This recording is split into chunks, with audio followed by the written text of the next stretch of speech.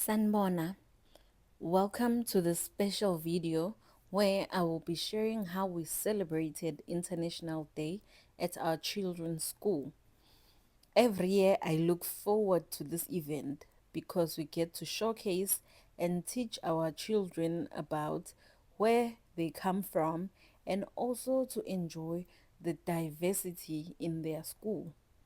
This year, our K4 or grade RR daughter got to share about South Africa. Her class alone has 21 countries represented from the 28 students that are in her grade. We're talking from Saudi Arabia to South Africa, from India to Mexico. Our little global citizens came together to learn, share, and celebrated our diverse world. Namhlanje ke ngizonithulela isiqephu lapho nginikhombisa khona ngokuthi isikole sabantwana senza njani ukubungaza ubuhle obukhona kulesi sikole lapho kuhlangene khona amazwe ahlukene ehlalisene kahle ngokuthula kanye nokuthi abantwana nje bakwazi ukuthi bafunde bazazi ukuthi bangobani. Come along as I take you inside this vibrant celebration where culture meets traditions shine and young minds embrace the beauty of our world. And of course, I'll be sharing our cultural attire with you. So, International Day, that's when the school holds a parade of nations where kids dress up in their home country attire. And this year, 45 countries were represented. This is especially important for the third culture kids who were born outside of their passport country and are now living here in Saudi Arabia. And some, like our youngest, were even born here in Saudi Arabia. To start, I will share a video of my daughter, the little one who is in grade RR or K4, doing her presentation of her country. Zulu is the South African flag. And Zulu is the coins and the sun is the moon.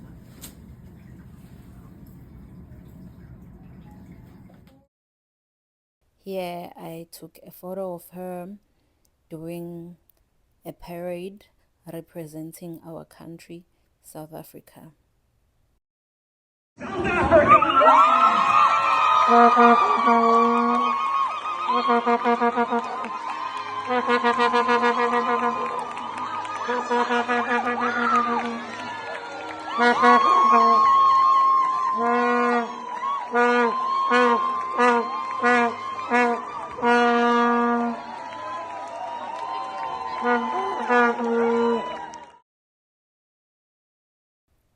Now you've just heard the sounds of Umzansi parents celebrating their children as they were walking through the ramp.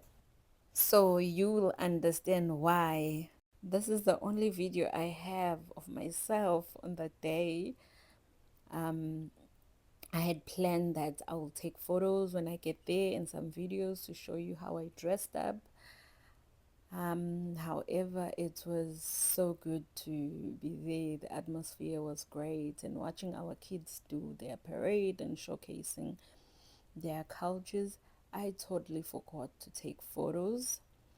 And straight after the parade, I had to go watch our little one present in her class. So I decided to just show you the outfit, and I will explain to you what each one was and how I paired them together.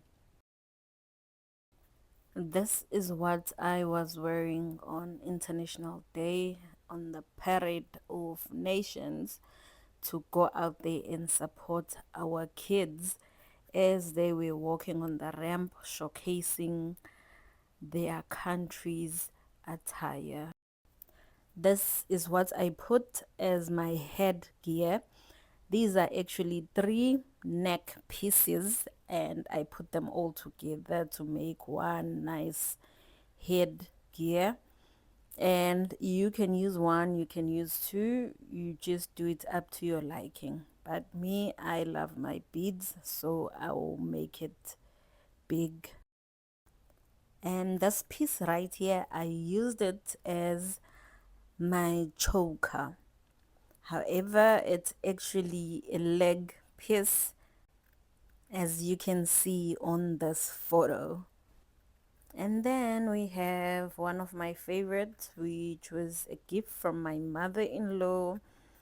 This piece, I'll use it quite often because I love it. It just works with everything and anything that I use it with. So it's neck piece that runs down up to your waist level. It's beautiful. It's just a beautiful piece to have. And then I had my skirt, which is more like istwaba, which is married women type of skirt that is made out of cow skin. And we were lucky to have people to design that one, which is lighter, which is made out of fabric. And I paired it with this kid skirt. I just bought one because I love the color, so I just put it on top of the skirt. Then we have an apron that I put on top of the orange skirt. It's like iskeke. Who remembers iskeke? We used to call them iskeke. Then I just use these two wristbands. I didn't want to overdo it. I just took two and put them on, and I loved it. Now that's our second daughter there. This is how she dressed up. And I'm sure now you can guess and see what happened there with my attire. I wanted to match with my daughters. That's why I had that orange. I had a black top too and a black skirt. I hope this was clear. Please let me know in the comments if you would love for me to do another video with different beads and explaining them and telling you their names in isiZulu. What an unforgettable international week we had. Watching children proudly share their cultures and learning about others is always heartwarming. For many, this was their first step in discovering their own identity while embracing the diversity around them.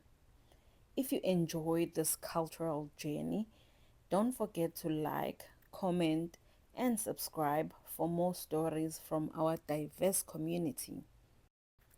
Ngiyabonga. Thank you for joining me.